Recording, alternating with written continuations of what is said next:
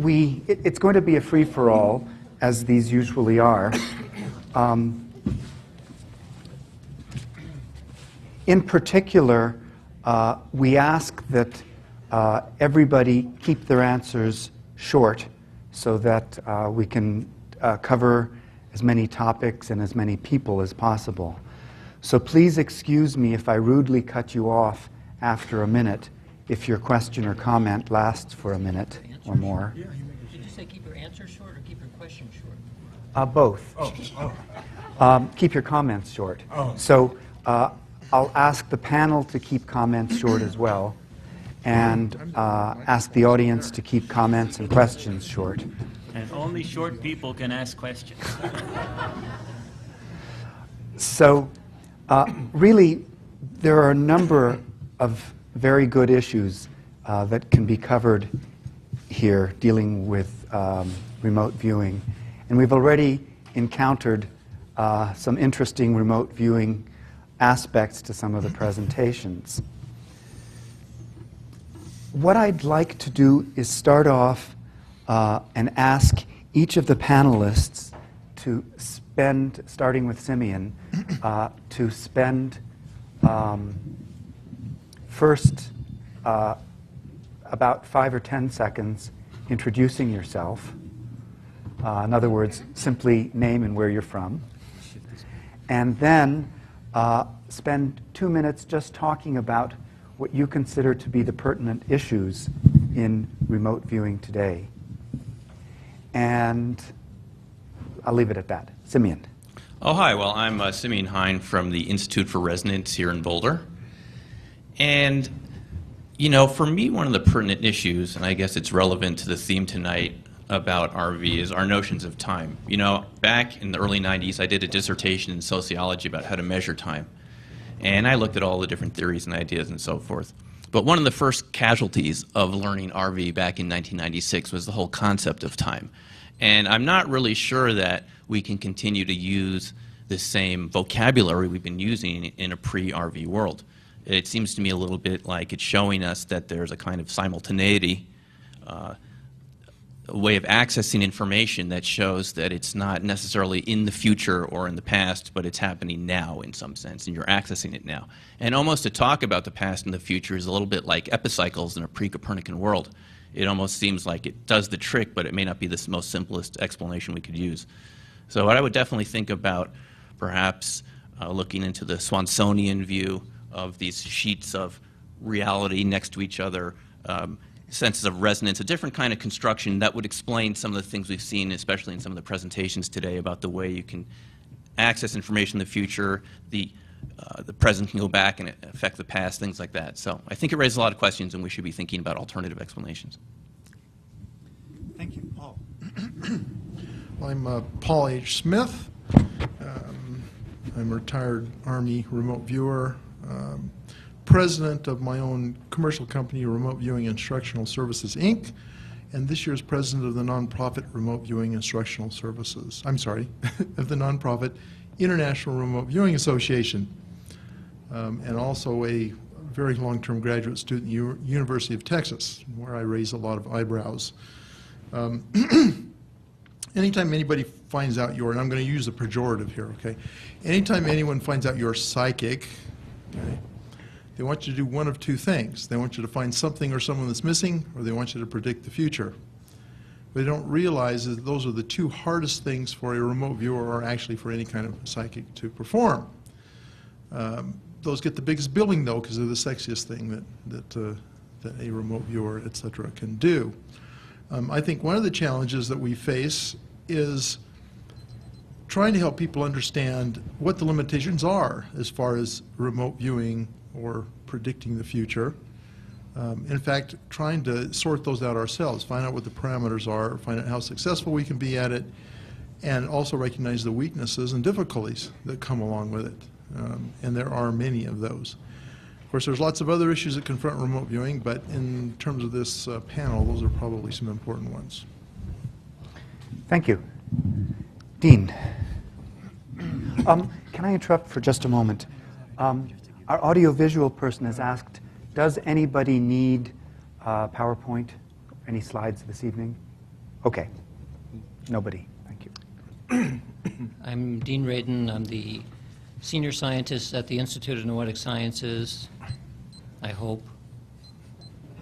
I say that because I'm on a 2-month vacation, and I hope I go back in August. I'm not completely sure yet. Among other things, I've also been the past president of the Parapsychological Association 4 times, and the primary thing that I've learned about psi in general over the past 25 years or so is that I really don't understand what's going on. So I agree with Simeon that when it comes to remote viewing, I think one of the key issues that I would like to see resolved in some way is whether remote viewing is happening in real time. Is it really possible to get information from a distance now, or is the phenomenon actually a form of precognition? In which case, the answer to that is very important, because if it's precognition, it means that we have access to our own future. And that could explain a lot of psychic things. But it makes a very different worldview than a world in which mind can literally jump out somewhere and get information from a distance. I'm Dale Graff.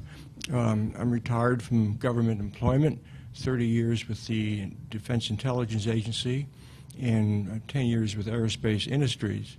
With the government, one of my duties for a number of years was chief of the Stargate remote viewing unit. I had been involved with remote viewing and associated phenomenon since early 1970s, and officially since 1976 to 1993, when I left the government to pursue independent research and writings, which I do today, and I also have some workshops that cover a broad variety of topics, not just remote viewing, but a spectrum of phenomenon that fit under the label of psi. Now, I believe that the most significant issues in regards to psi or remote viewing phenomenon, and I like to use a more generic term, psi phenomenon, is what can you do with this?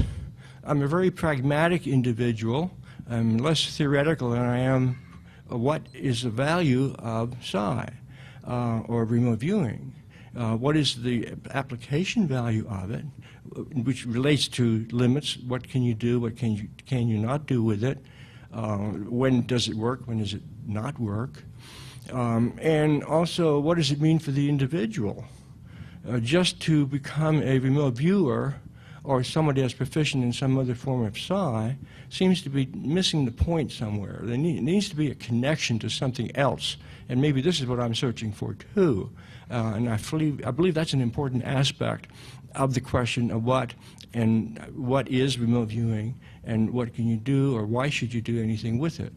In terms of the theoretical issues, I've had the suspicion for many years that we're really looking at something of a precognition thing, that the entire phenomenon is based on something in the future.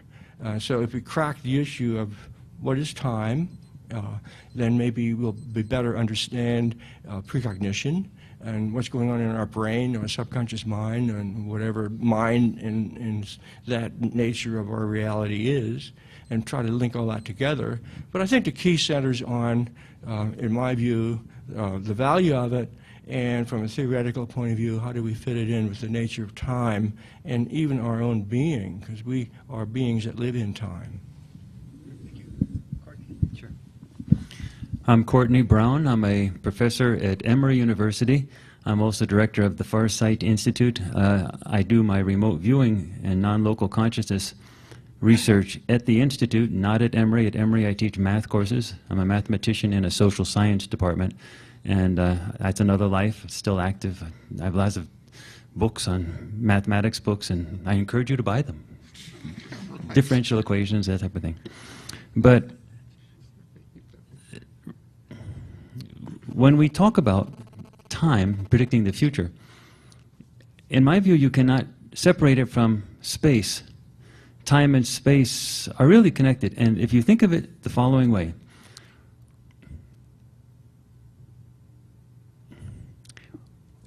if you're remote viewing a future or a past, where is it? Why aren't you bumping into it? There's this physical space here. If you're remote viewing anything out of the instant of now, how can it fit? How can you have two Courtneys, one of a few minutes ago waiting, well, Dale was talking, and then while Dean was talking, and then another Courtney when I'm talking.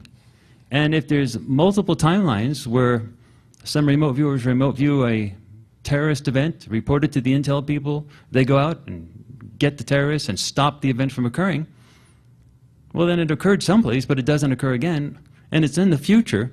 All of this is mixed together. You can't separate them. I was in Lucerne with Dean last year, early, talking to mostly a group of physicists.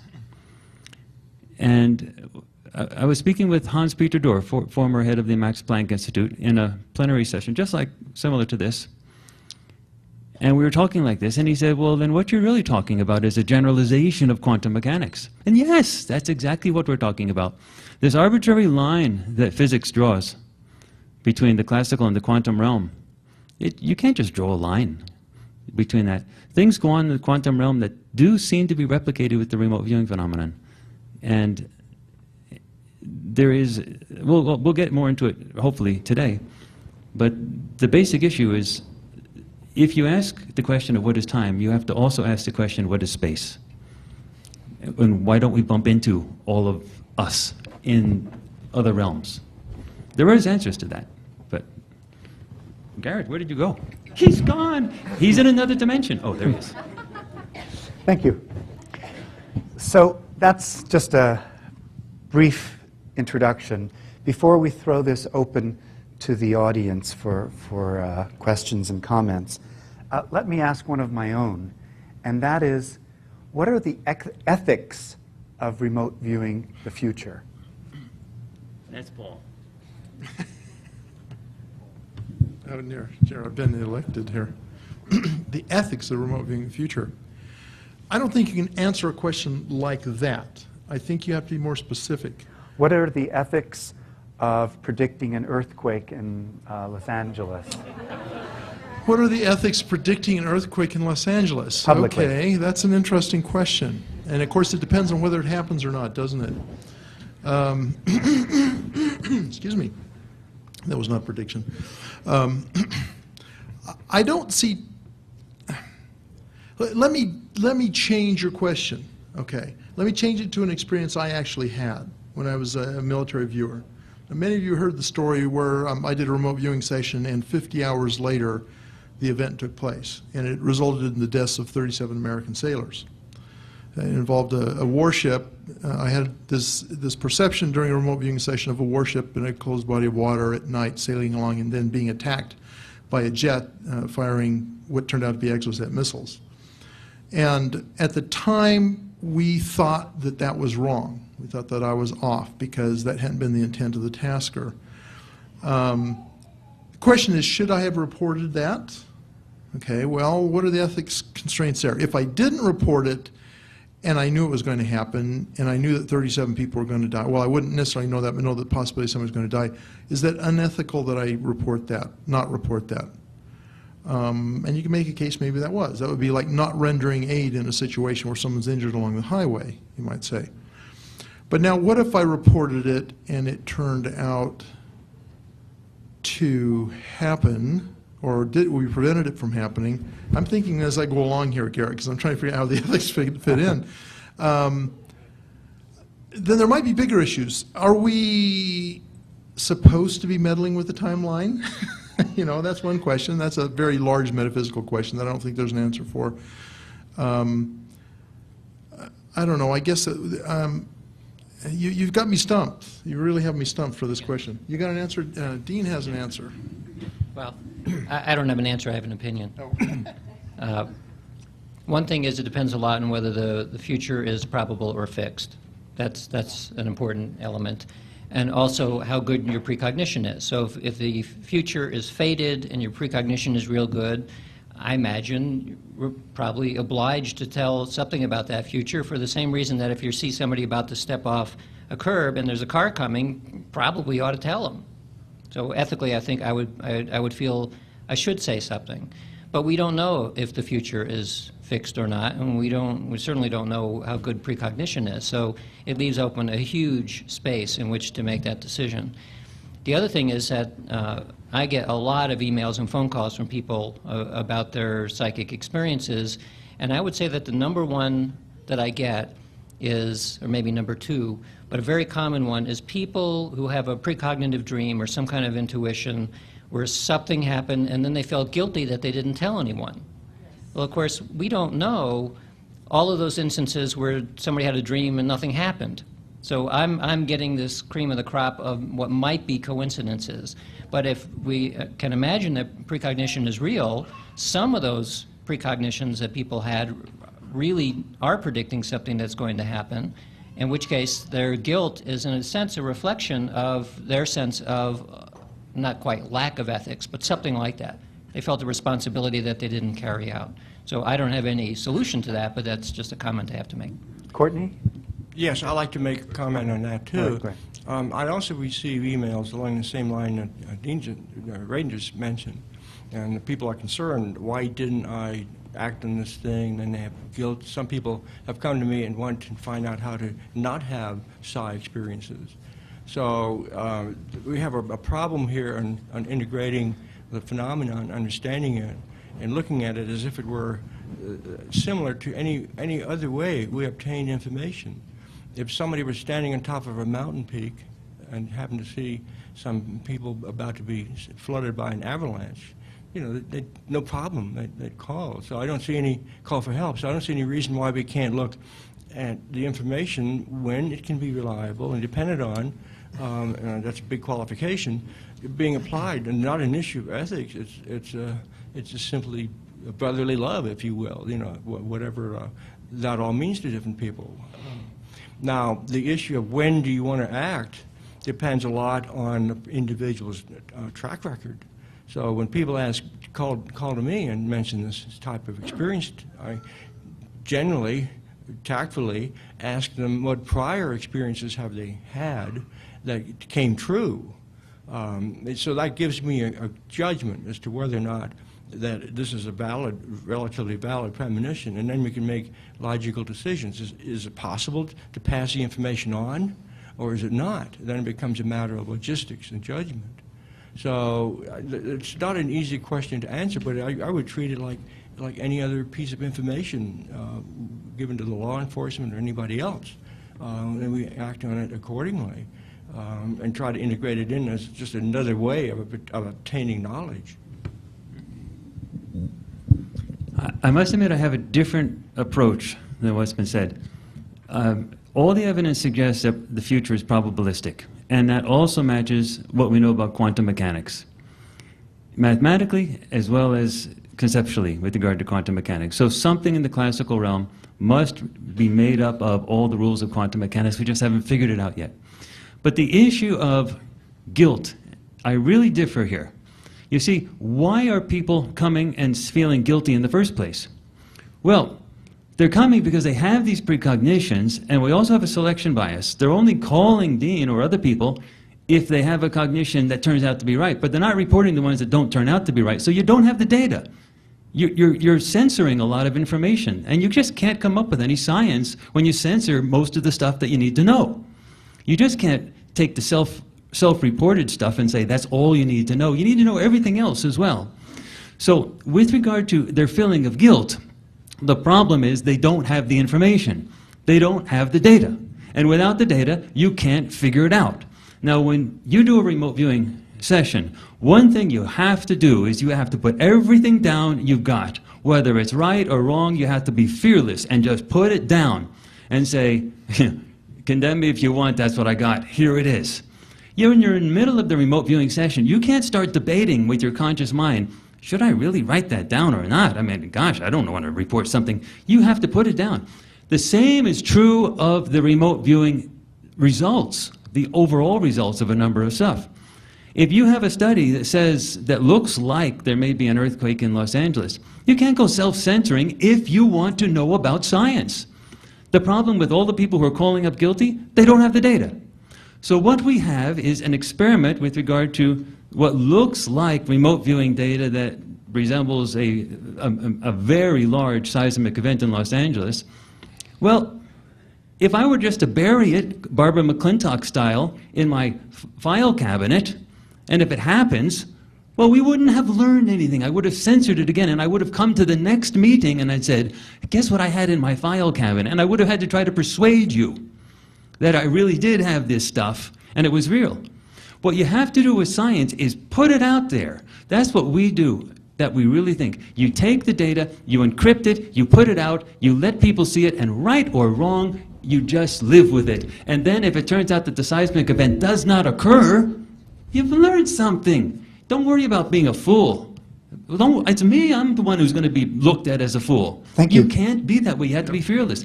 And similarly, if you're right, we learn something. Okay, hold on a second. Okay. I want to respond one thing to Courtney. Okay. Sorry, Fran. Okay. And that is, I disagree with something you said, and that is that these presentiments or precognitive things are being called in by people. They only call in the ones that happen. That's not true. The vast majority of them don't turn out to have any substance to them. But we need to know all of those. Well, I'm not saying whether you should know them or all. In fact, it doesn't do much good because it's not a scientific study or scientific sample. They just call them in, they tell them to you, they feel better because they get it. So we ought to charge a therapist fee, I guess, for that. But Okay, that type of hold thing on. is- Yeah. Hold Okay, on. but that type of thing is no Excuse me, different than Courtney. stories. Let me call it off. Just Yeah, so we right. can move on. By the way, these Actually, this controversies are isn't good. moving on. It's just a question to Courtney. Courtney, are you alerting the media No, so that of course all not. of the people They would in laugh Los at me. Angeles This will is know? I came to a scientific meeting so that we could have an experiment. If I go around like a half-drunk screaming, the sky is falling, Los Angeles is going to fall into the sea. It's such a stupid thing. They'd laugh at me in the first place. It's just a scientific question. Look, what we were doing is having targets scrambled, determined in the future, and then doing sessions before the scrambling was revealed, and then looking at them and de-encrypting everything. There's absolutely no difference between that and an earthquake in Los Angeles in concept. The fact that it involves lives is not an issue with regard to science. We can deal with the morality afterwards. Right now, we're simply learning. And we have some data that came in very unexpectedly. I was expecting an airport. I wanted a control so that I could judge the 2013 stuff. And it looks like it was different. So what are we supposed to do? Let's simply learn from it. It may not happen. We're trying to find out. And if it does or doesn't, next year. If it does happen, I'll be here next year trying to explain what we learned from it. If it doesn't happen, I'll be here next year trying to explain what we learned from it. Okay, Henry. Not everyone would agree that the highest value is obtaining scientific answers to everything. And for example, when molecular engineering, biomolecular engineering seemed to be possible, the scientific community actually called a moratorium on it in order not to cause possible dangers later on. Well, Henry, with regard to that, if the prediction turns out to be true, maybe the scientific, or actually it's not a prediction, it's just data that we're examining that we're saying looks like that. Let's see. But maybe then the mainstream scientific community will say something about remote viewing being real. And if they do that, imagine what we can do. Anybody else want to make a comment on the panel in response to that? Yes, I would like to make a comment about that. I would have liked to see more options, more different or various interpretations applied to the prediction that Courtney is talking about. Because I am almost certain that I could pass the same data to several other analysts, and we could very likely come up with different interpretations. I had that problem in the Stargate unit with multiple people working on a project. It was very difficult sometimes to decide what is the central feature of the perceptions, of the remote viewing perceptions. And not every case that we worked on turned out to be accurate or correct. So I feel like we probably there should have been more caveats put on, and maybe have other people look at the data to provide an independent interpretation. It may be something not of an earthquake nature, but something that relates to a fire or a building collapse or something for other reasons, which could have been greatly amplified. So in working with remote viewing data, you have to keep in mind that emotional factors sometimes come in and overpower the reality of the data in a way to push it off scale. Okay, thank you. Okay. Next question. Actually, to continue this line, there is a small but vocal constituency from South California SOC chapter. We live next to the LAX. And the probability plot is not enough for us, I should say. And with access to remote viewers, what is it difficult? Maybe I don't understand remote view. How difficult is to have the same remote viewers to see September 1st, October 1st, and nail it down more precisely? Let me address this. It's not a joking matter. I know it's if not it's a even 10% probability of such huge an earthquake. As far as mainstream science is concerned, it's a joking matter. So if this turns out to be, if it actually turns out to happen, then next year we can talk about it as not being a joking matter. But no, let me say one thing. The issue of what we should do. The study was about 150 remote viewing sessions with 3 different, and that wasn't the only question being asked. There's a ton of stuff. And by the way, with regard to Dale's stuff, the sessions are on the web. We really believe that you need to be educated about remote viewing. We don't want this stuff to pass through a certain clique of analysts to give you the gospel so you can go home and say you heard the word from the Reverend. We want you to see it and then see how it goes yourself. Look at the data. It's up on the web. I spent till 3 in the morning last night making sure it was ready for this presentation. So go and learn. And now, with regard to this stuff, this was the largest collection of this type of remote viewing. These are long sessions, sometimes go up to 20 pages. About 150 of them. This is the largest collection of using 3 different remote viewing methodologies ever done.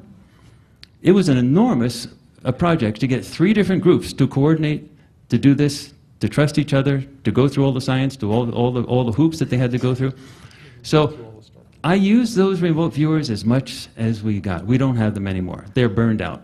Thank you. There's no more stuff coming. Any other of the panelists want to comment on that? Simeon.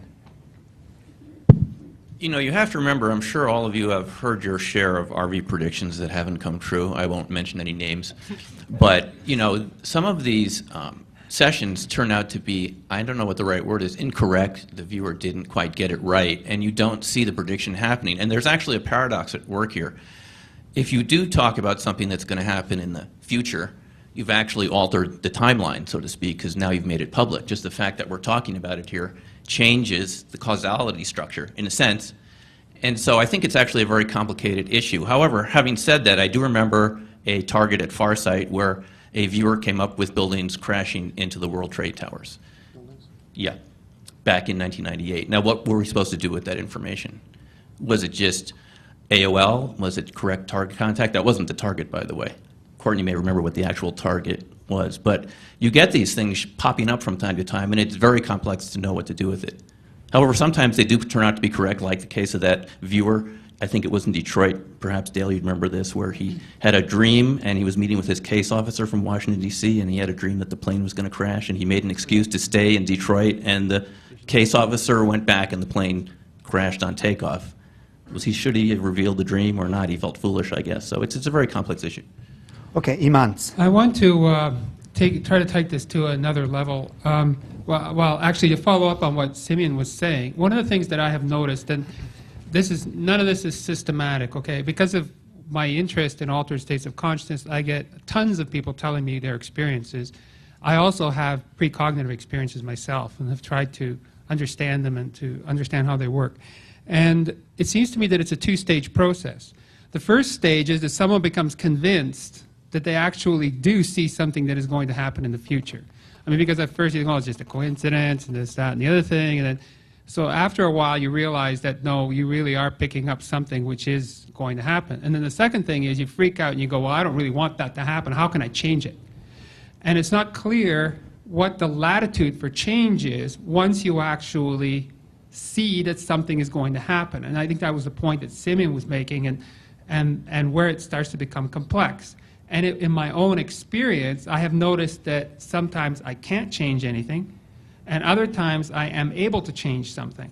Of course, once you've changed it, people will say, well, you know what, you didn't get it right in the first place. So that's why I say I think it's a 2-stage process. First, you have to come to the understanding that there is reliability to these processes, and when you're getting something which is actually accurate. And then the second part of the process is, okay, I don't like that outcome. How do I change it? What are the ways in which you can change it? And to what extent can you change these things? By the way, there are about 6 or 8 people who've put their hands up. I've noted you, but there's a backlog. I'm trying to get an understanding of all of this and a handle on it. And for me, I need to go back to some basic concepts. So I've spent a lot of time thinking about what is the present and what defines that. I'm not sure I have an answer to that, but starting to get some sense of what that might mean. And in the context of all these discussions, what I would like to ask the panel is if you could please help me define this concept of the future. What exactly is the future that you're discussing? I think it's well stated to say he spent a lot of time thinking about the present. Because the present is only, it's now, but now it's a new present, and now it's another one. So to spend a lot of time thinking about an instant is interesting. But the experiment that I presented was an attempt to address this issue of what is it that precognition sees. And in that experiment, it suggests that you see the actual future. Russell Targ did a similar experiment with remote viewing and found a similar result. And a number of years earlier, I had done an experiment which showed the other result, a different kind of task, showing that people were attracted to the probable present rather than the actual future. So this question is empirically testable, but the results are still not completely known yet.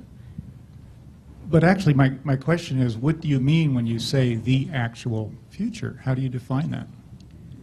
Well, the definition of that is that there's something like a fated future that must occur. So like when 2 seconds from now, there will be a future, which will probably be very similar to the one that we're in right now. That one we can either think of as the future now, which is 2 seconds in the past. That future was fated to occur. That's one way to think of it. It had to occur. The other way is thinking of it that 2 seconds from now, it's very likely to be pretty much like this, but it doesn't have to be. We could all go poof in 2 seconds. So the actual future then is a construct in which we presume that some future is going to occur and doesn't matter what you do about it. So to just give you an anecdote from my life, I sometimes have precognitive dreams that feel very different than ordinary dreams. And one time I had a dream where I was involved in a serious car crash. And I remember the feeling of the airbags exploding inside the car and all that. So I woke up that morning feeling kind of freaked out because I didn't want to be in a car crash. So I decided to drive to work a different way.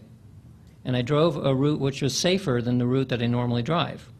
So I go to work, and I'm sitting at a red light, and I get rear-ended.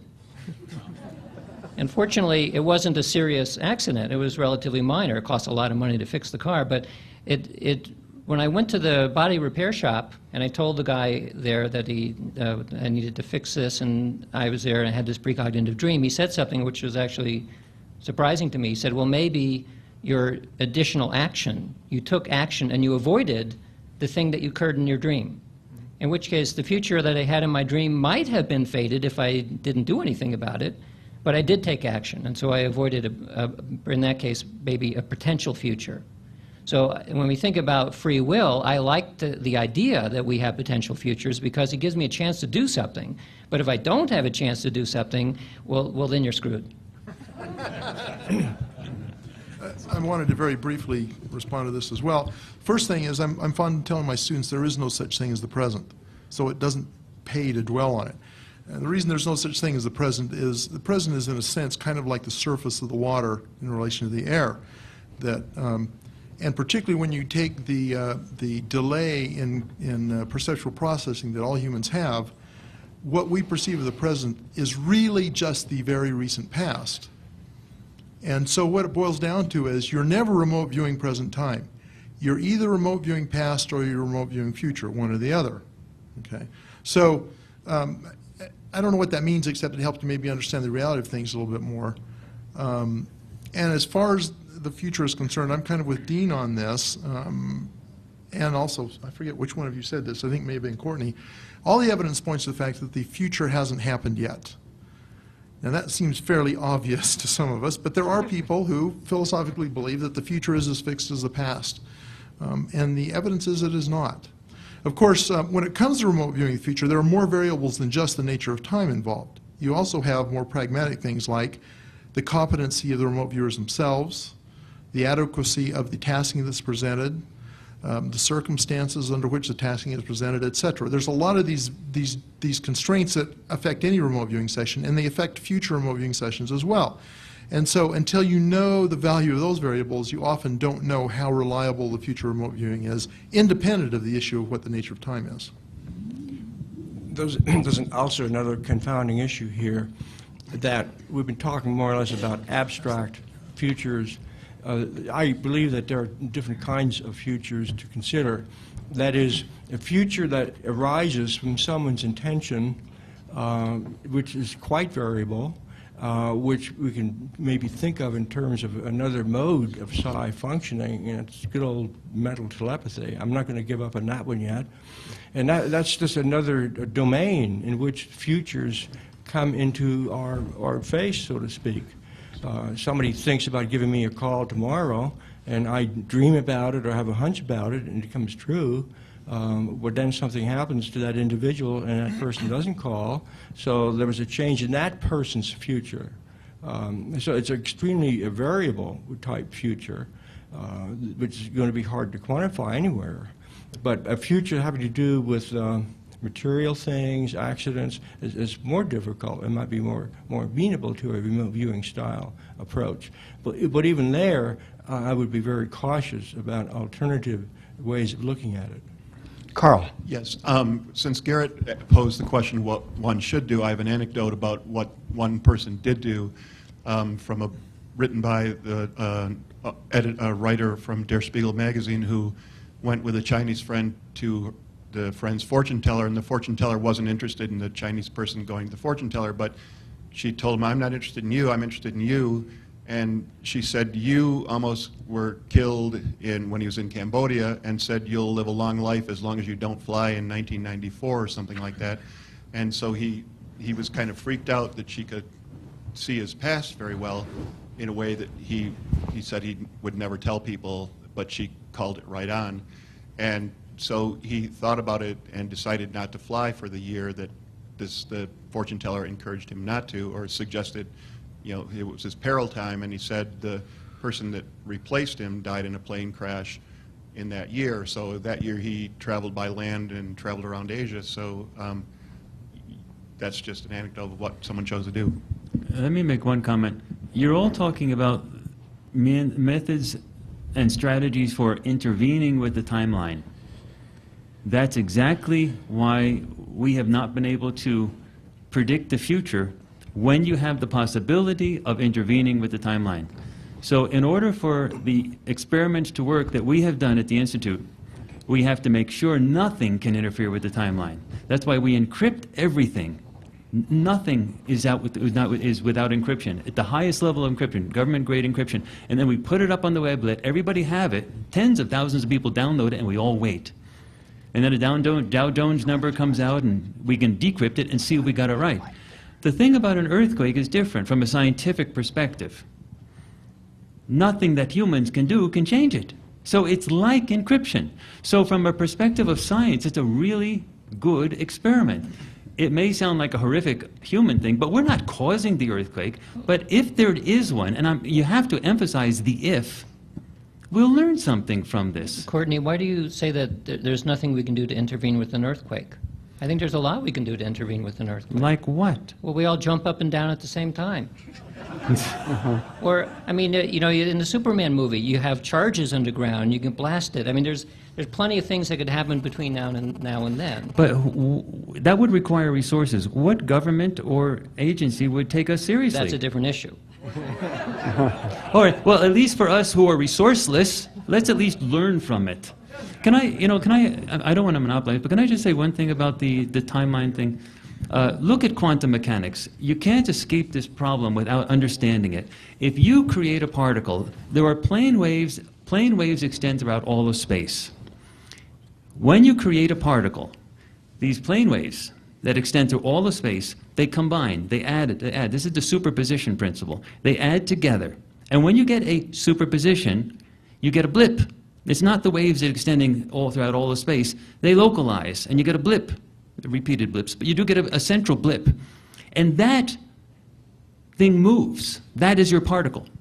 And when this thing moves, you have motion. You cannot have motion without two plane waves, at least. And when you have motion, you have time. Now, if you're to ask, how would you affect time?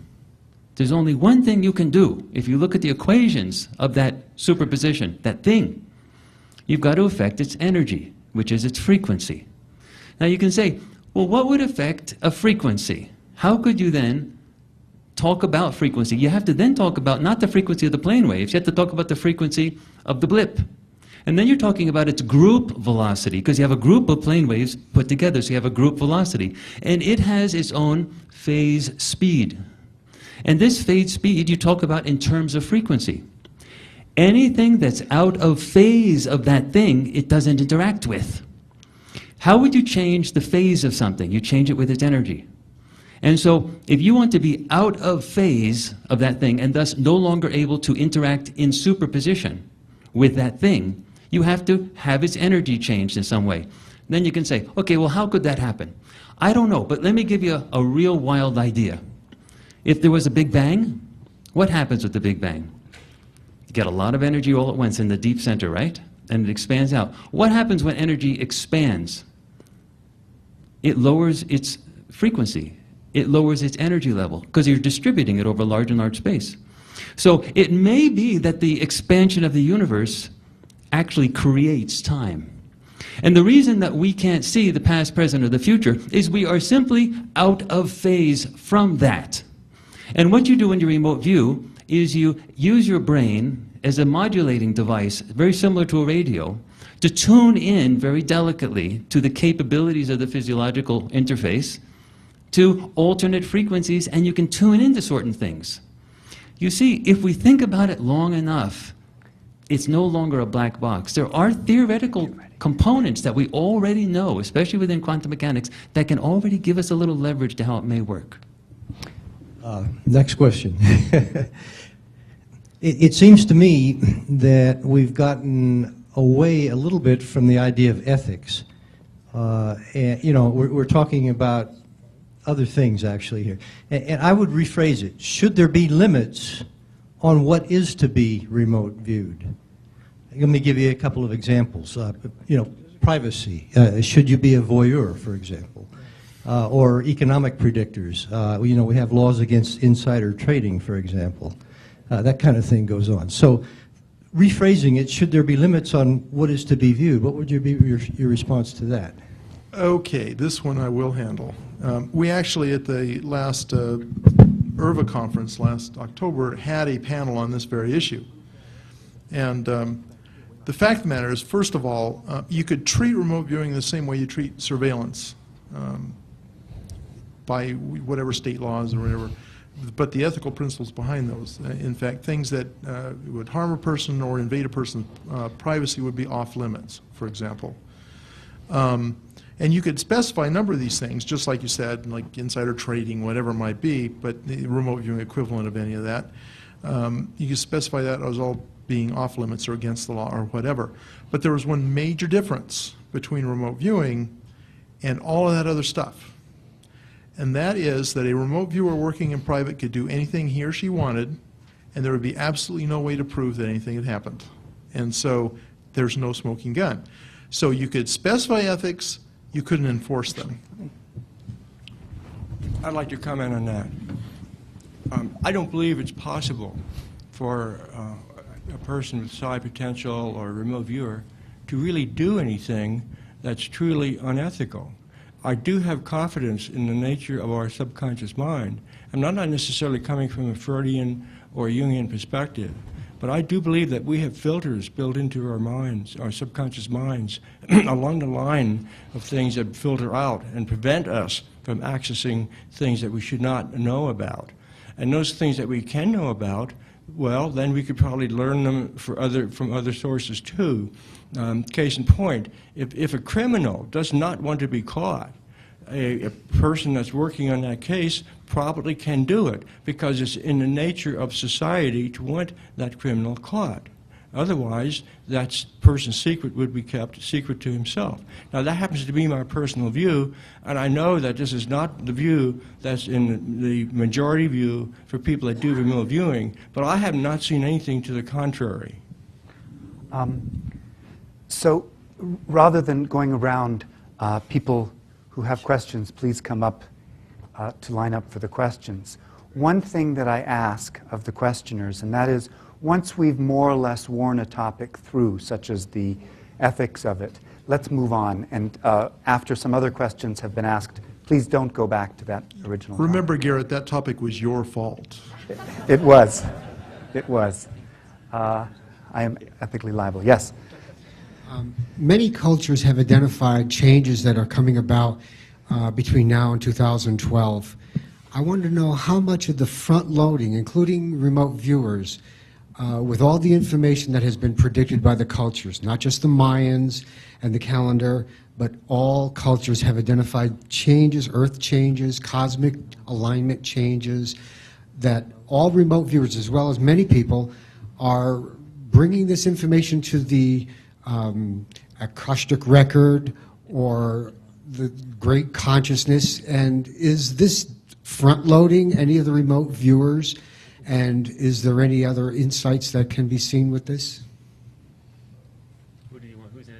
You know, we get asked that question all the time, and I'd have to say, I think, just to go back a second, I don't know if this is going back or forward, I think there are many versions of all future events. I guess I disagree with Paul about this, and of past events. I think this came up in Garrett's talk today in scenario 2. I think there are different versions of the past. When you're doing RV, you can kind of feel that you're perceiving these. They feel like they're happening now. So with regard to 2012, I would say there's one that's probably more probable than others, a possibility, but doesn't mean that there are not a lot of other possibilities. It's not just fixed in stone. That's my point of view. Well, many of us have heard stories, several were mentioned here, where we had a premonition about something bad happening, and we were able to intervene and stop that from happening. Right, that's the most likely thing to happen. I think there's a difference with the 2012 mythology, and I use that word on purpose. The 2012 thing, of course, started with some comments about the Mayan calendar ending in 2012. It doesn't. It does not end at 2012. That was further exacerbated by a colleague and sort of friend of mine who got on a late-night radio show and declared he couldn't remote view past 2012. Well, first of all, given what I know of the reliability of remote viewing in the future and the fact that it gets even less reliable the farther out you go, not being able to remote view past 2012 is no indicator at all as far as I'm concerned. Okay. But I think there's, I almost want to call it cultural hysteria that's grown up around the 2012 thing. And I'm a serious pessimist, not pessimist, but skeptic. I'll even admit to being a skeptic about all this 2012 stuff. As far as I know, no other culture has put a date on any kind of these apocalyptic things. And they've been uttering apocalyptic warnings and things for, well, at least 3,000 years. And so I'm sorry, I'm very skeptical about all of that. So. Please. I'd like very much the panelists, of course, to have everyone answer that question if possible. Consciousness, would you define consciousness and, of course, tell me whether it's immortal or subject to entropy?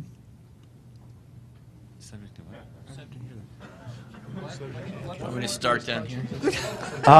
Each one of you. It'd be interesting because the question was consciousness is different to different people. So how do you define consciousness? And is it immortal or is it subject to entropy? Yes. Well, my view is that consciousness is not subject to entropy. I think that consciousness is created by the universe and it exists forever. I think you just exist and that's it. You exist. So get over it and that's it. What is consciousness? You want to know what you... You know, it's at the most fundamental state of universal awareness. I guess that's what I would say. I think it pre-exists matter. I think it pre-exists most of what we see, and it transcends basically all the levels that you can see, and it just is, it's like a law of the universe that it exists. It's permanent. Okay, well, I thought I had spent some time on this subject this morning. I think consciousness, as we understand it as humans, and I think you can only take it individually. I mean, you can talk about consciousness as this big, overwhelming thing that fills the universe. I don't think that there's much use speculating on that. What we know as consciousness is what we know as our own specific conscious experience, and it's a very subjective kind of a thing. And in that sense, my own belief is that consciousness is a mixed physical and extra-physical kind of a entity, and that some of what we think is mental is probably brain, and some of what the physicalists think is brain is probably mental and not physical, okay, and at least in the sense they mean it. Beyond that, I don't know that I can define it. I mean, as I explained this morning, I can't tell you what my conscious experience is like. I can't even define it for you, other than to say, well, it's what I experience when I'm being conscious, which is not real helpful, right? Huh? Because we're trying to be reductionist about something that cannot be defined. Well, I just actually acknowledge that. That's a very non-reductive response, okay? And I have to say that I think the parts of consciousness that are not physical, in other words, the extra-physical elements of consciousness, are not subject to entropy, okay?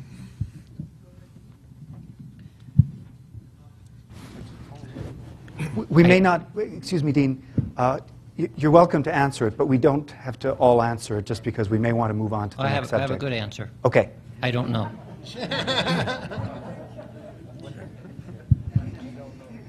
Dean, you seem to be the expert in empirical research. I'm going to beat the question to death again.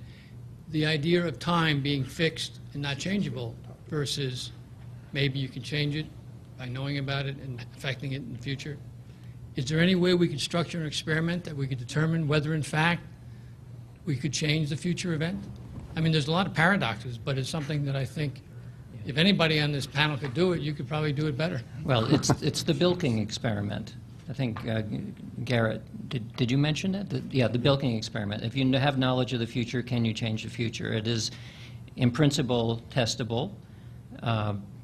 I've been thinking for years about how to do that and haven't come up with a method which is doable quite yet. And that's because the nature of presentiment or precognition by almost any means is not good enough on a single trial basis to be able to say with any assurance that that future event is actually going to occur. So before you can get to a bilking experiment, you need a better sense of what is it that precognition is actually looking at. We know that it does work. We know that remote viewing the future is a given. It does happen. Right. And the thing is that if you see the future and you see something such as you saw, I didn't see it. all right, you didn't see it. But the long and short of it, it was seen. I mean, my immediate reaction would be, okay, I got a problem. I got to find out when and where and what is this all about, not just speculate on it, and that can be done. But the point is, if we know the future can be changed, then it's worth doing. If you know the future cannot be changed, why know about it? Right. Well, it's a good question. I think it is testable, but as I said, I haven't come up with a way yet. Maybe somebody else will, of coming up with a way to actually do a bilking experiment and get a clear answer.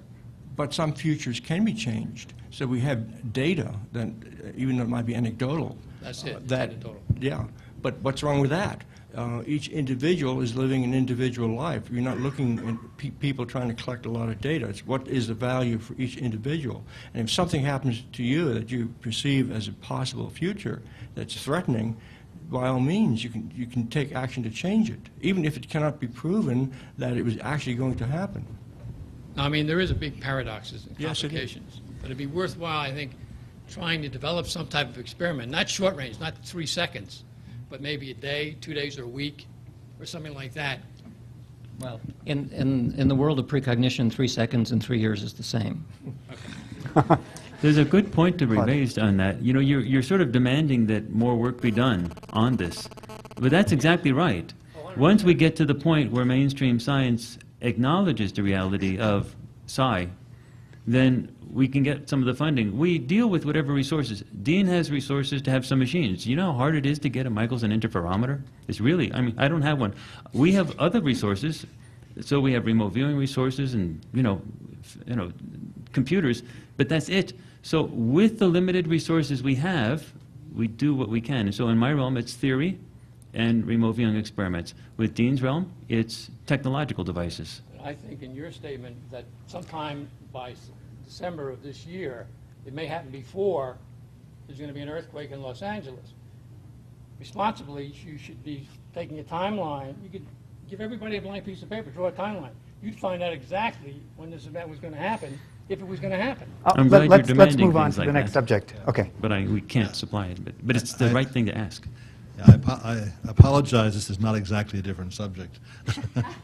But it's a different part of the same subject. And if you already answered it, then maybe I'd like to ask each panelist in a fairly brief way, what's your own observation been about the accuracy of past, present, and future targets? I've heard Joe McMoneagle say his accuracy is 65 to 80%. Past, present, and future are the same.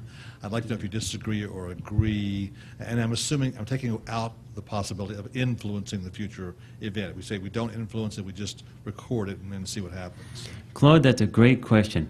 My suggestion is, we just did a recent experiment on that. We only do it every few, like last time we did an experiment was 1999, 2000, so it was a long time. It takes a long time to gather the resources to do something like this.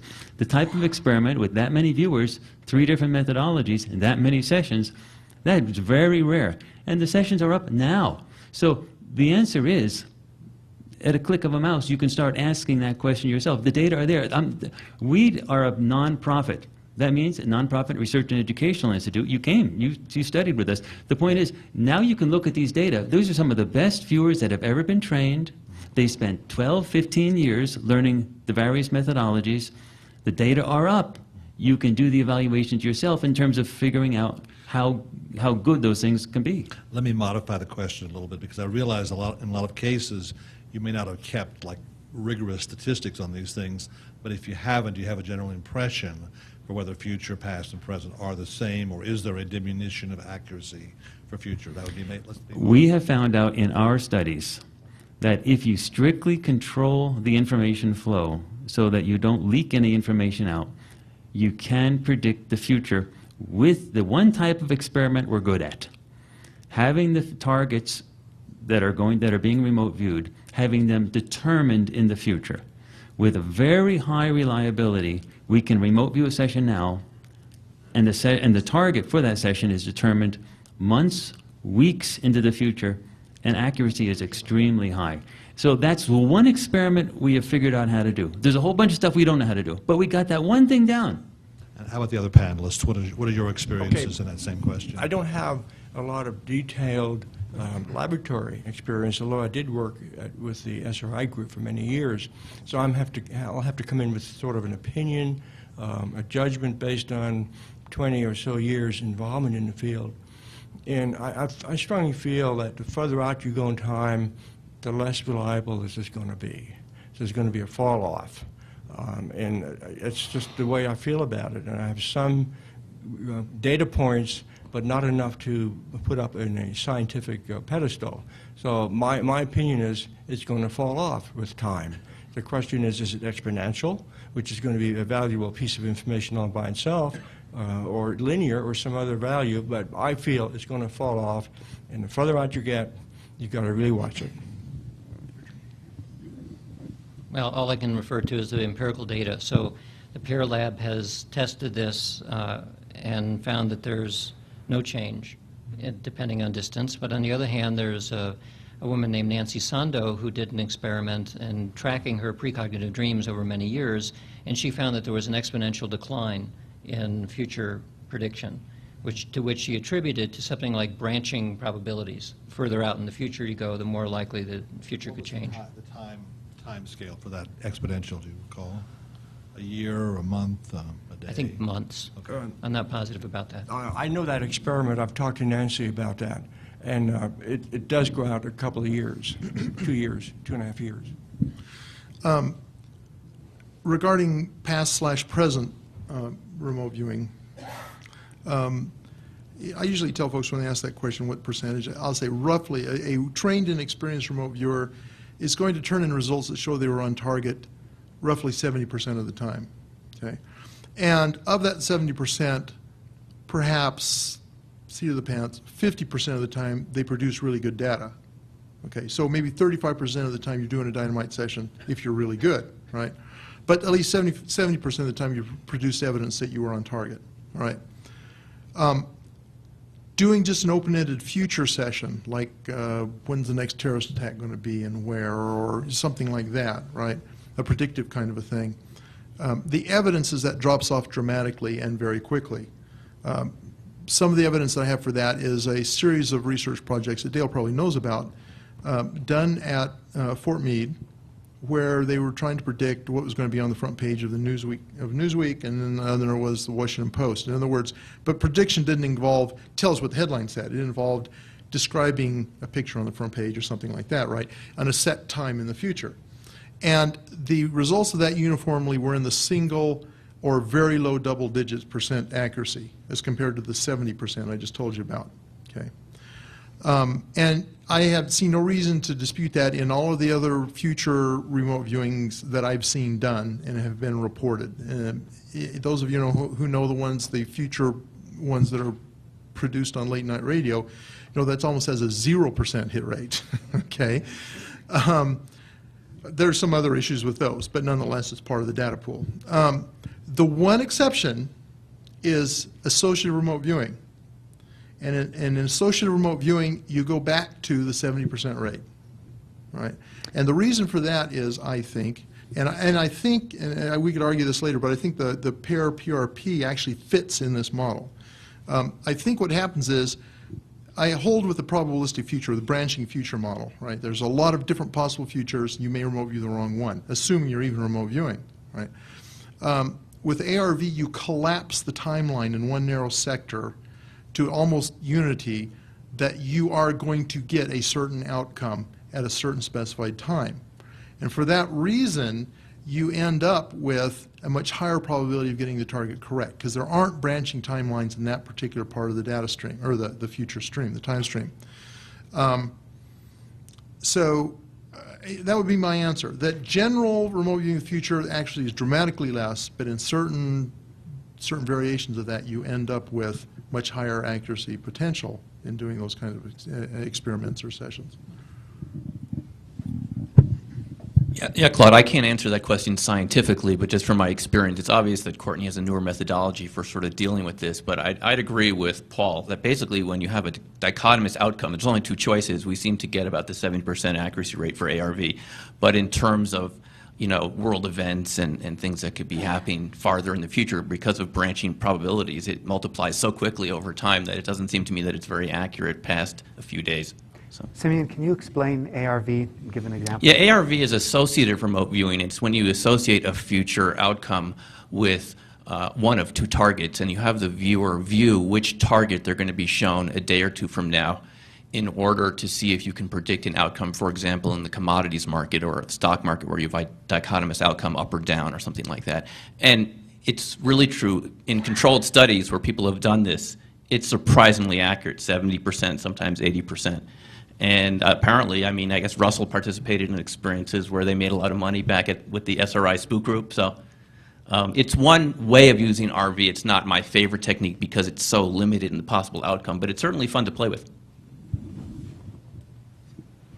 I have a question about the comparative value of remote viewing studies and studies of consciousness in its relationship with the brain. Paul made an interesting suggestion this morning that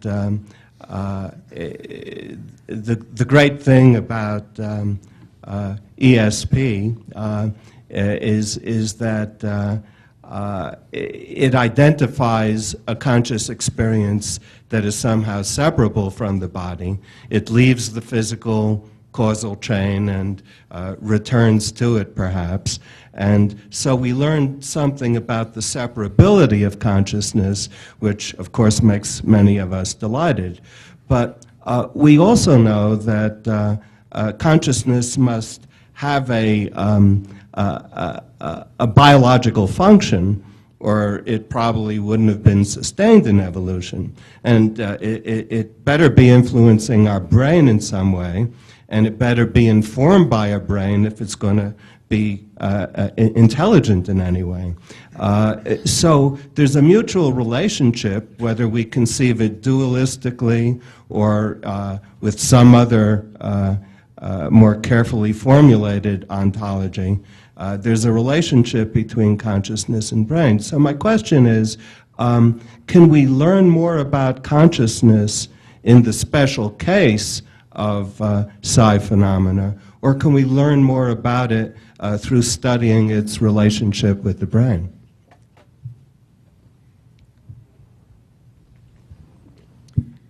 The group that focuses on that aspect the most is Stuart Hameroff's group out at Center for Consciousness Studies at the University of Arizona. And they have a meeting yearly that's bigger than ours. They have about 400 people show up. And they're mostly physiologically based, although they have a small paranormal component within them. And they are looking for physiological explanations for consciousness explicitly that go into the quantum realm. Right. But, you know. And perhaps the quantum realm, which so many of you are guessing mediates remote viewing, also mediates the relationship between consciousness and the brain. However, in the case of us, that relationship is extremely dense and intimate and detailed, and we have so much to study there. Through so many different disciplinary approaches, the neurosciences and quantum mechanics and subtle energies and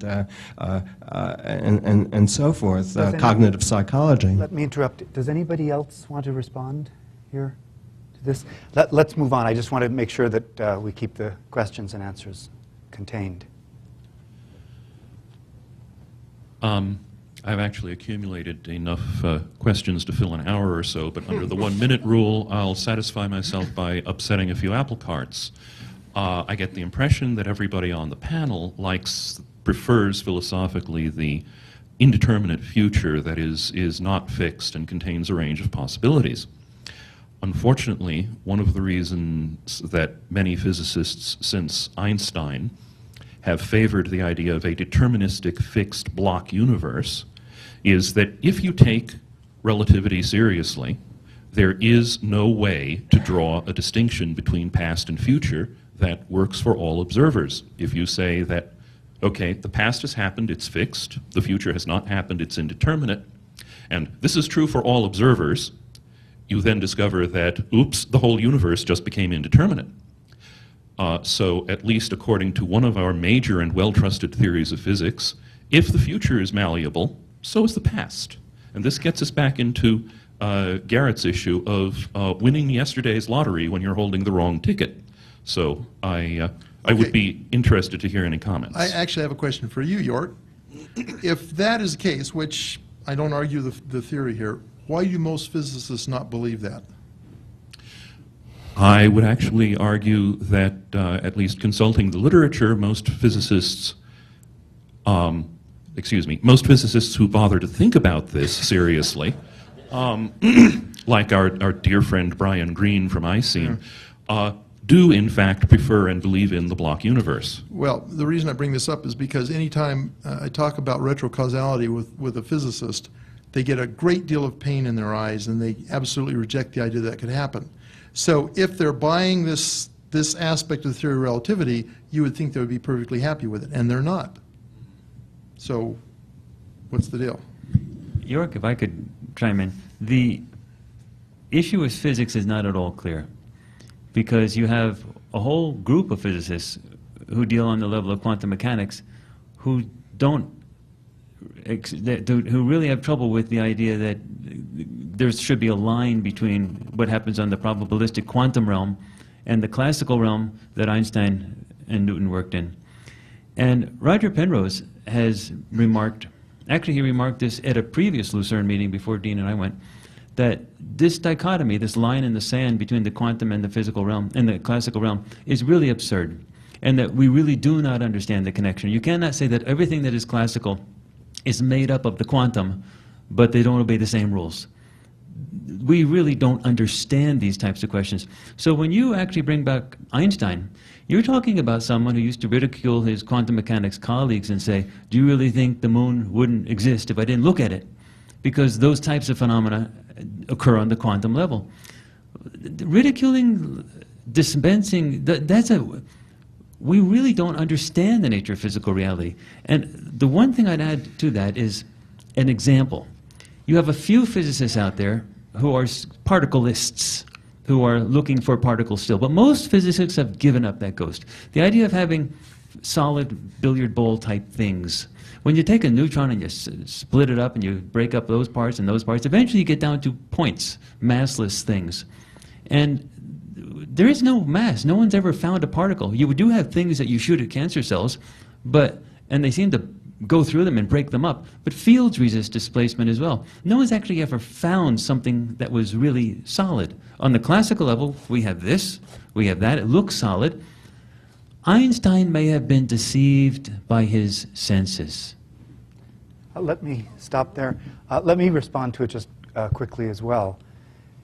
And that is, most physicists will believe that consciousness is an epiphenomenon of the brain.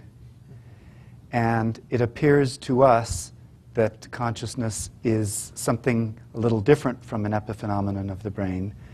And if so, I think all of the other bets are off as well. And this clean distinction between past, present, and future and the block universe then appears to be penetrated by consciousness. And at that point, we really need to rethink things from the ground up. I would say that my answer to that question is that when physicists behave like humans, they will probably say that they have free will. But when they behave like physicists, then the block universe is such a convenient way of manipulating the physics and understanding the physics that they believe in that. But if they really believed only in a block universe, then I think they would be extremely different from the vast majority of the rest of the world that at least behaves as though they have free will. In fact, free will is locked into our legal system, and it's the basis of most of our morals and ethics, that we have some sense of what we do. And if we don't behave as though that were true, even if the block universe were true, we still have to behave as though we have free will. So that doesn't directly address the question of the reality of which one is true, but we have to behave as though we have free will. At least I do.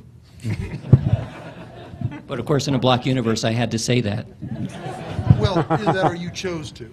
I want to get down to very simple questions. I'm going to address it to Courtney. As I understand it, and I probably didn't get it right, your belief in your people that are predicting this future, you base it on their accuracy of describing static events. You know, you have different sites. But do you have data to support that if the site changes, you know, if you predicted this North Korean cooling tower that got blown up, I guess, today, you know, do you have data to support that they are good at predicting the future, not just good at predicting the site that you described? Okay.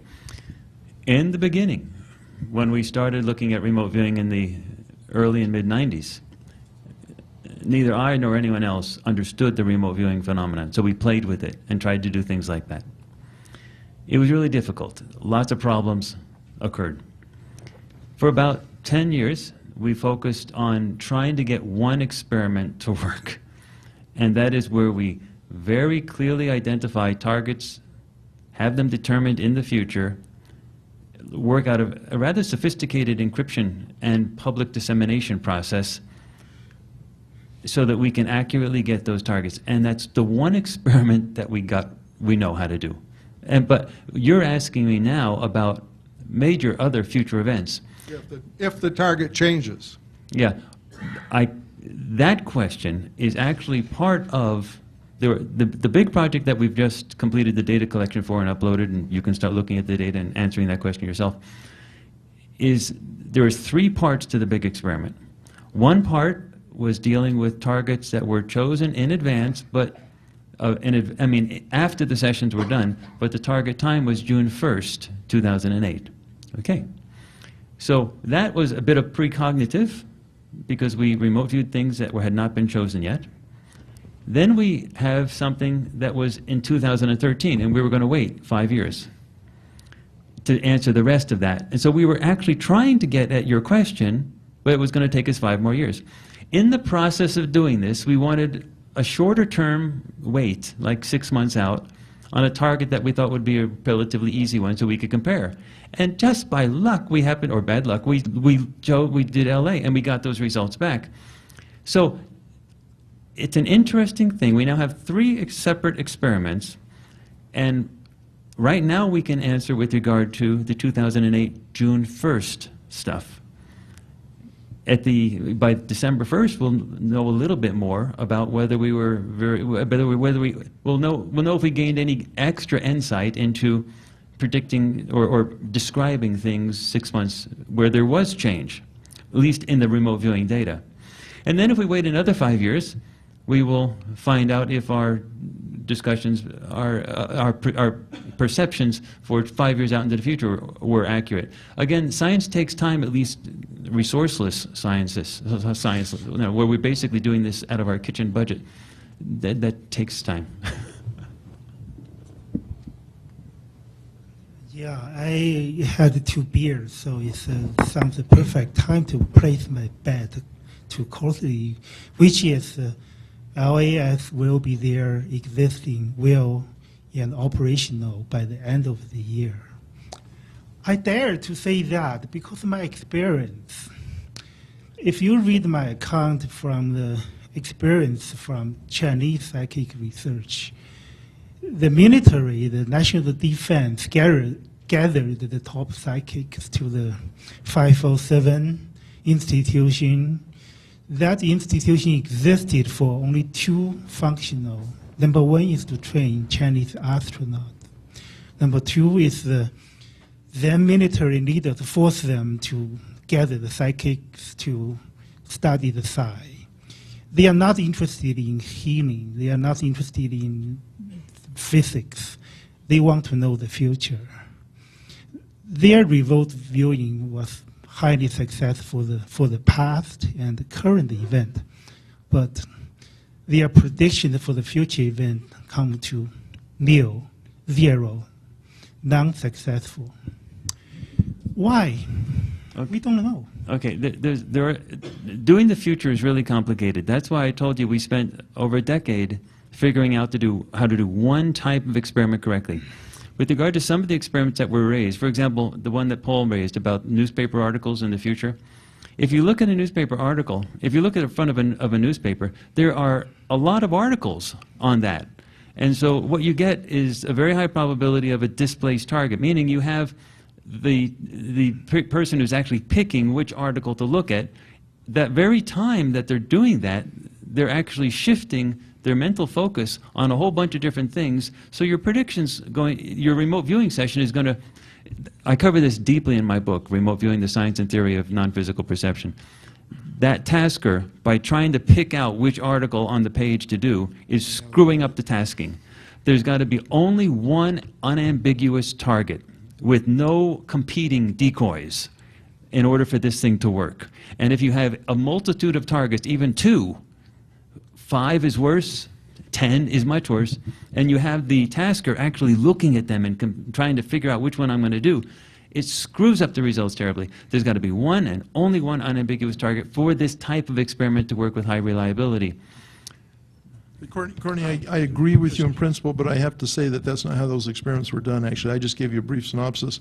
It was specified very clearly what the target was on those pages. Oh, let me comment on that. Just a minute.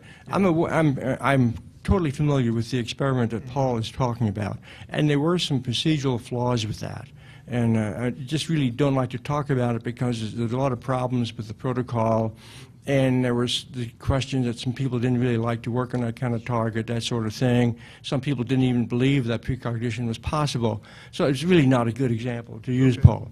Now, getting back to Courtney's remark, a year and a half ago I started a series of experiments myself in looking at the future news, only I was restricting it to a specific page, a specific 3 days ahead of time, and whatever the most significant picture was on the page, not the words, but the pictorial material. And I think this is why RV, Associate Remote Viewing, works, because it links between a number and word and a pictorial thing, but that's another story.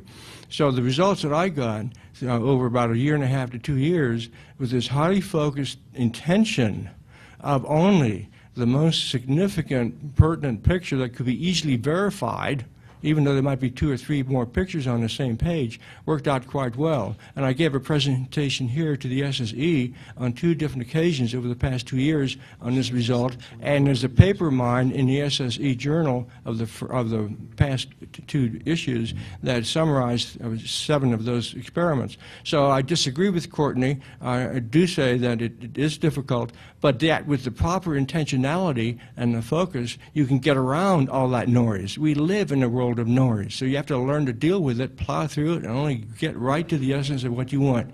So I think in the Chinese case, there was probably a lack of the specific focus on what was really wanted. Well, their prediction was just as yours, very consistent across the pool, and it's very specific. I want to go to my point. I dare to place my bet on LAX, not because it's 6 months ahead. It doesn't make difference. Branching, time constant, 3 seconds from Dean's, doesn't matter. The matter is if that becomes true, because you posted this in your website, the world order will be broken. From my maybe 30 years observation, I found that that is not to be happening. You might... How would the world order be broken? Because you established some kind of hard evidence this way. Oh, because, you mean because the demonstration would have given some hard evidence that this process is possible? Exactly. You might have some experiment.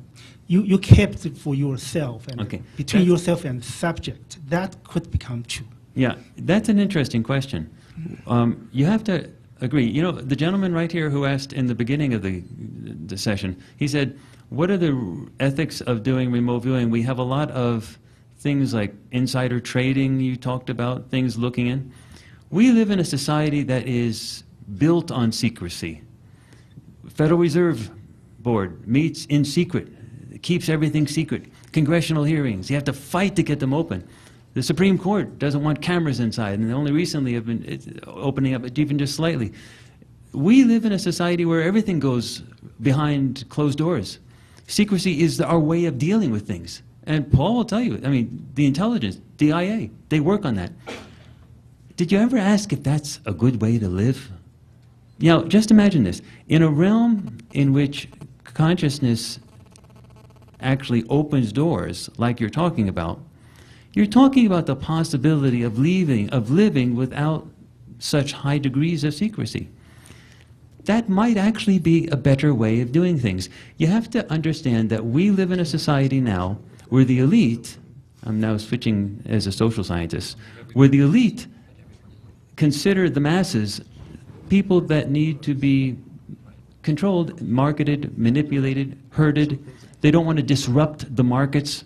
And that's more important than the revelation of information that might bring out, you know, a new way of living.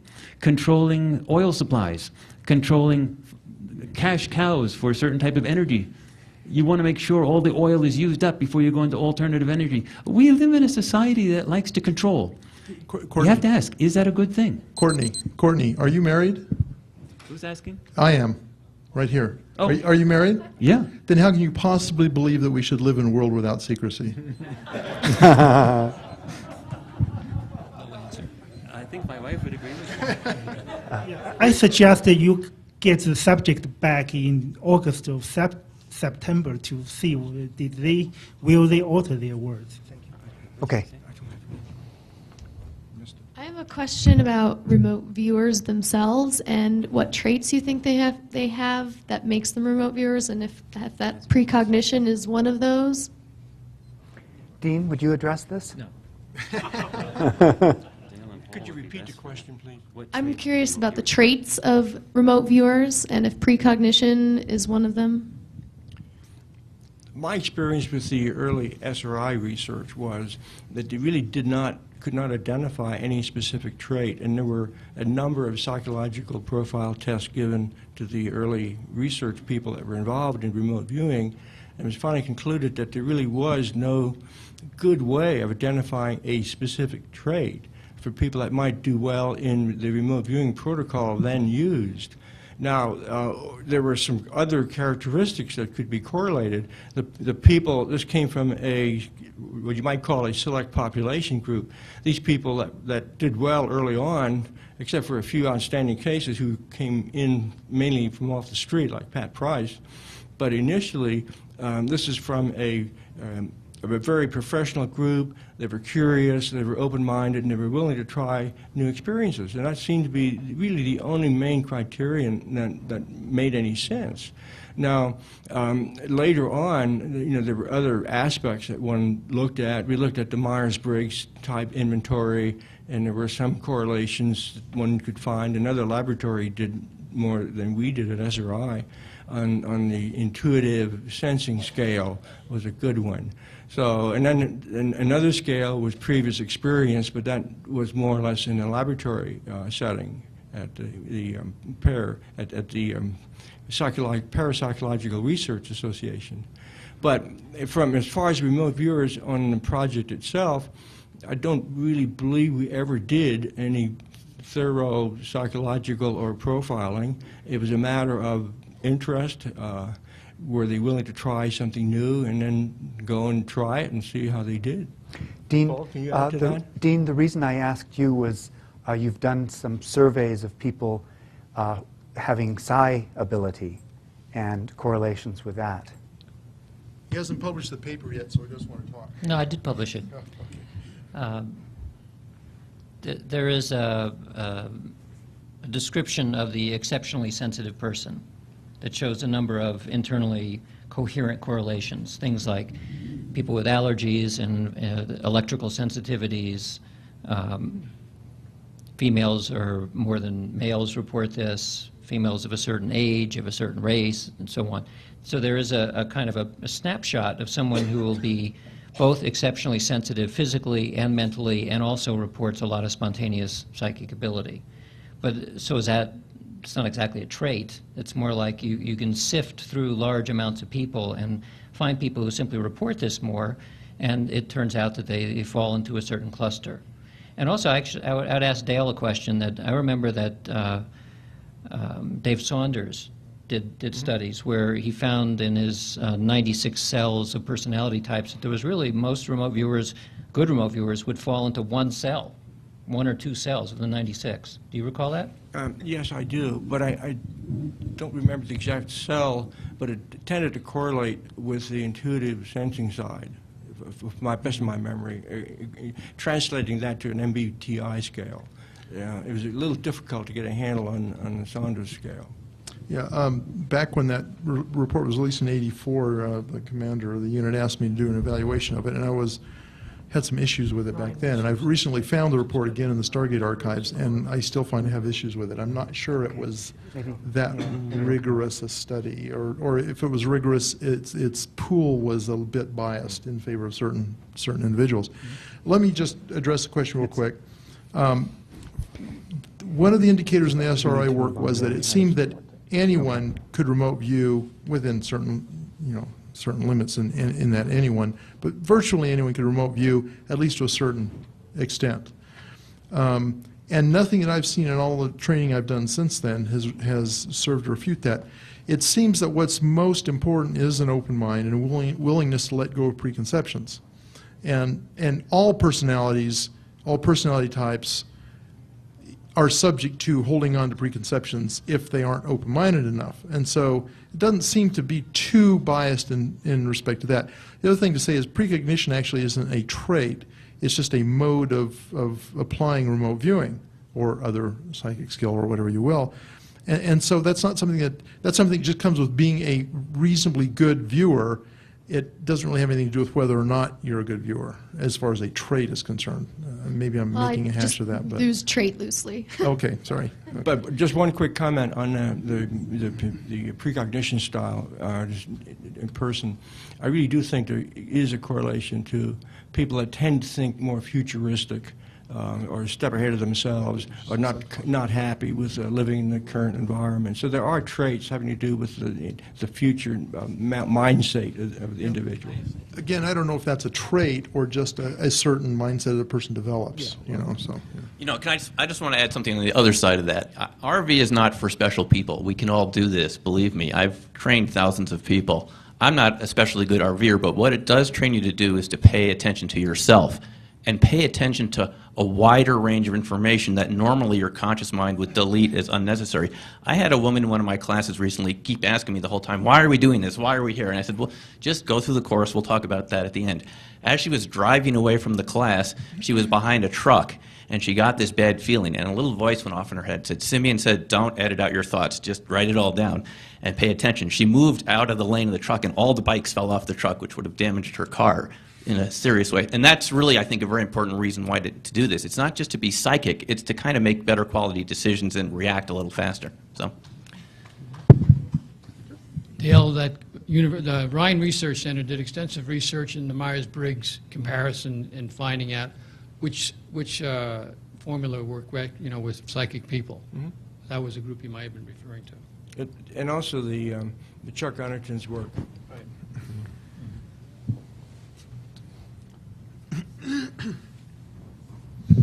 Hi. I'm having a hard time when I see a chick influence a robot and a person change the speed of light to see a future that we cannot affect. I think we can affect any kind of future. And so my question is, when you see something that could be a disaster or a problem, or the Pear Institute sees this rise of a disturbance in the energy without knowing what it is, where it is, when it is, couldn't it be turned over to a group of healers or talented psi people who can make that go back down, which their research also showed, that could address that issue without the knowing exactly what it is, and to dissipate it. Now what that would do would ruin your results. I mean, you couldn't compare what you did with the actual. But isn't that an ethical way to deal with that information? I don't know.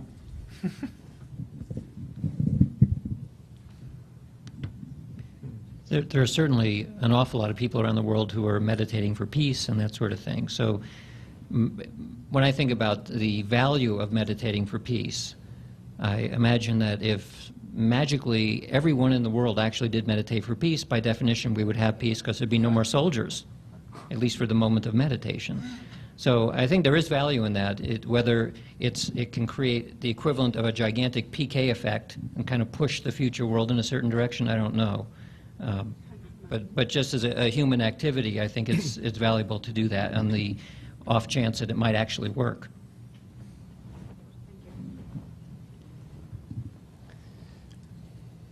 Okay, my question relates to how the mind works when you're using precognition. Has there been any studies to pinpoint certain areas of the brain that are being stimulated during precognition sessions? And also, if there is certain areas of the brain, are those areas of the brain shared with other species or primates? Have there been any studies of the observations of presentiment in the brain of, say, gorillas or apes, or any of those other types of studies that scientifically have bases for precognition? Have they been done on other animals? Because sometimes, we know that animals may move before the storm comes, but that may relate to things going on in the atmosphere physically that we may not be able to see or feel, but animals are in tune to. That may not necessarily mean that they have precognition. So do y'all know of any mental abilities? Is it specific to humans? Is this a nature thing? No, it's not specific to humans. On the presentiment studies, an experiment was done using earthworms to see if they would react in advance to a stimulus. And the stimulus in that case was a vibration. So the earthworm showed about the same result as humans do, suggesting that you don't need a higher brain to do this. So do you think that this is something that's a matter of sound? Because basically at the root of all matter is sound and vibration. Do you think that this whole connection of the future and the past is just pretty much on a sound wave level, and us communicating through visually reinterpreting that sound wave? Possibly? Very unlikely to be sound. The precognition by definition is getting information about something that hasn't occurred yet. It's in the future. So unless sound or energy.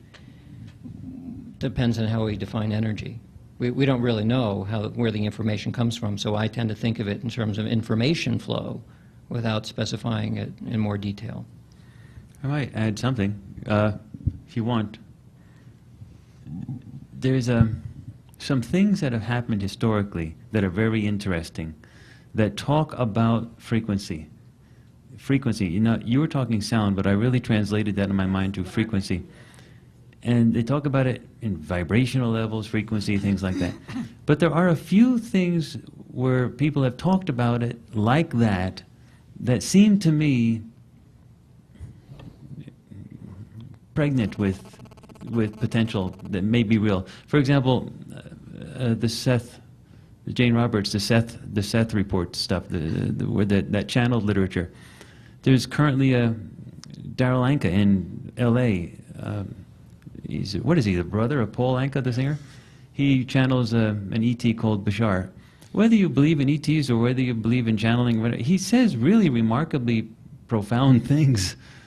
And he talks in terms of frequencies all the time.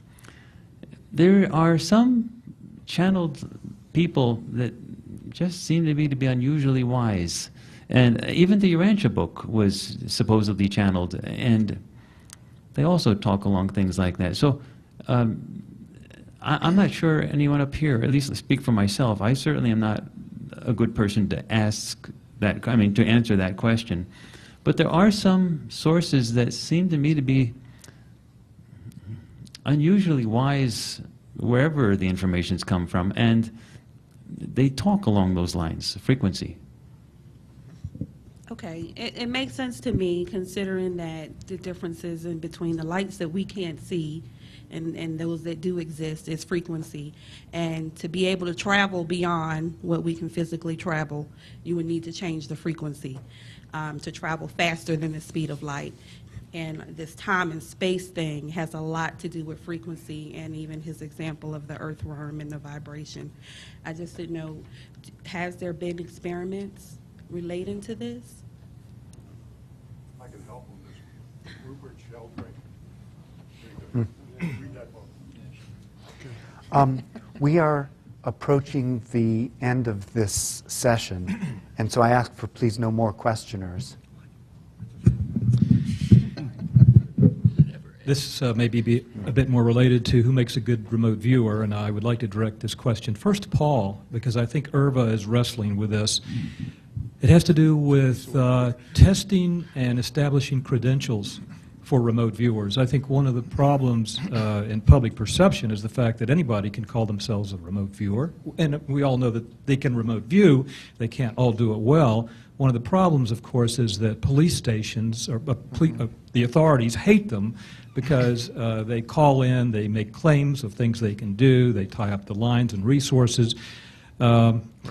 And the ones who are truly good, who are Can't established, get through the noise. The ones that are truly good actually do things in their contract that they can't talk about. And usually law enforcement or other agencies will not even mention them. Right. And so is there any... IRVA... Go ahead. Okay. IRVA has a standards committee that's supposed to be coming up with ideas for setting standards. That is a very thorny problem. The first reason is because in order to set standards, you have to have an evaluation tool that's reasonably accurate. And trying to evaluate remote viewing and remote viewers on any kind of an objective scale is notoriously very hard. So much of it is subjective. Stephen Schwartz is fond of talking of the gold standard of remote viewing evaluation being the double-blind judging. Well, that's true, but that's kind of like running an evaluation with a sledgehammer, okay? You can't get the nuances, you can't get the fine points if you're going to be able to determine between, different grades of remote viewers, if you will. And until we solve the evaluation problem, I don't know that we'll be able to solve any kind of standardization or rating or any of that kind of thing. But at least we're still, thinking about it and hoping that there'll be some breakthrough or some new ideas or something like that. I also think there's another complex issue here, and that is not all tasks are equal. Not all projects that come across your plate require the same kind of talent or the same kind of individual.